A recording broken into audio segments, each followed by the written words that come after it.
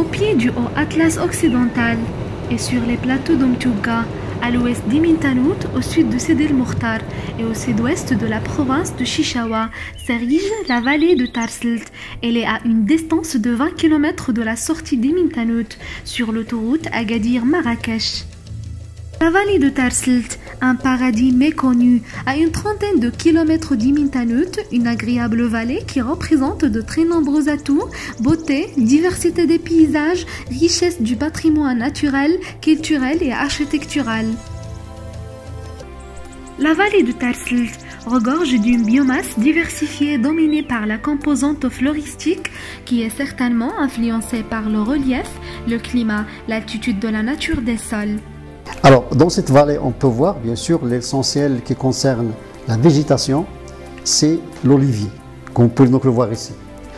Voilà, donc une grande partie de la végétation est formée par l'olivier. Et avec, bien sûr, l'olivier au Maroc, nous avons deux types d'olivier. Et ça, donc, c'est l'olivier marocain. Hein, donc la pichouline, ce qu'on appelle donc la pichouline.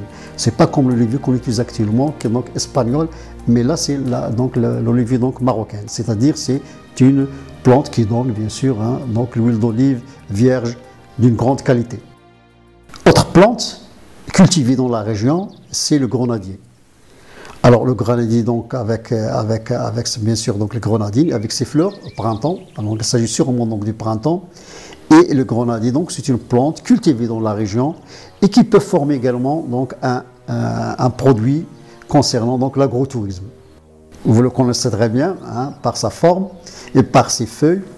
Le figuier, qui est également cultivé dans la région, on cultive donc le figuier pendant l'été et ça sert à beaucoup de choses. Même on commence maintenant à utiliser les feuilles du figuier comme une plante médicinale. Surtout le latex qu'on a, donc le halib diala, donc le lait, donc ce qu'on appelle le latex, qui est utilisé également comme plante médicinale. Vous avez une plante qu'on a introduite donc dernièrement, c'est le carobier, le kharoub, ou bien slroi, donc chez certains Marocains. Alors, elle est de grande importance, pourquoi? Parce que c'est une plante d'une grande valeur socio-économique pour la population locale. On vend maintenant au kilo, donc les caroubs, ce qu'on appelle les caroubs, donc ou bien les cousses, si vous voulez, donc de caroubier. Alors, à l'intérieur du caroubier, donc vous avez bien sûr des graines. Alors, cette plante-là, on peut l'utiliser dans le domaine de l'écotourisme.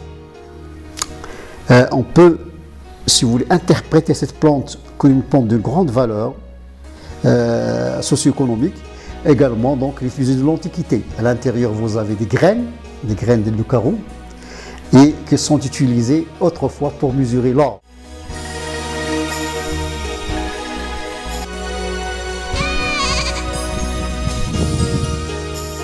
La composante principale, bien parmi les atouts donc, de cette zone, c'est l'élevage du caprin. Et qu'on voit très bien, donc l'élevage du caprin, c'est une grande importance sur le plan de l'agrotourisme. L'agrotourisme, c'est-à-dire donc le tourisme qui concerne l'agriculture.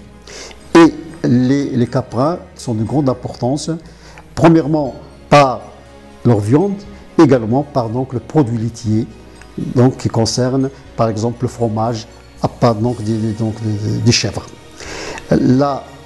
L'eau qui est d'une grande importance de la région, on voit ici une canalisation qui est moderne, mais c'est une ancienne canalisation qu'on a refait pour donc, la population locale.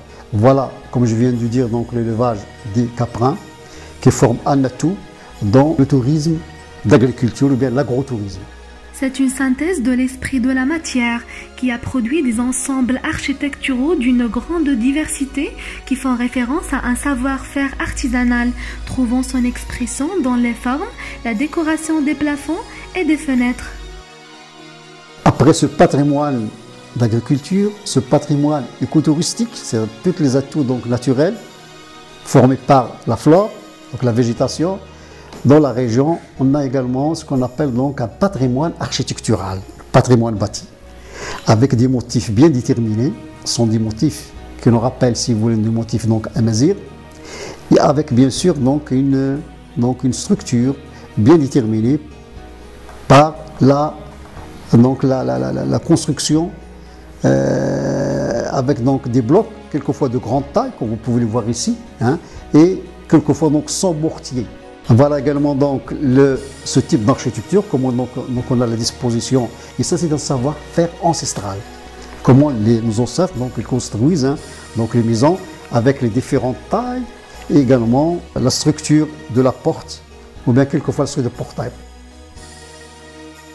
C'est une zone qui présente des atouts naturels, des atouts culturels d'une grande importance, et dans cette vallée on peut développer bien sûr un ensemble de projets thématiques qui sont liés donc à l'agrotourisme, qui sont liés au tourisme culturel, qui sont liés à l'écotourisme, et également qui sont liés, puisque nous avons ici le relief, nous avons, si vous voulez, donc la géologie, etc., l'histoire de la région, ce qu'on appelle le géotourisme. C'est-à-dire donc parler un peu, ou bien interpréter ce qu'on appelle l'histoire de la terre de la région, depuis donc des millions d'années.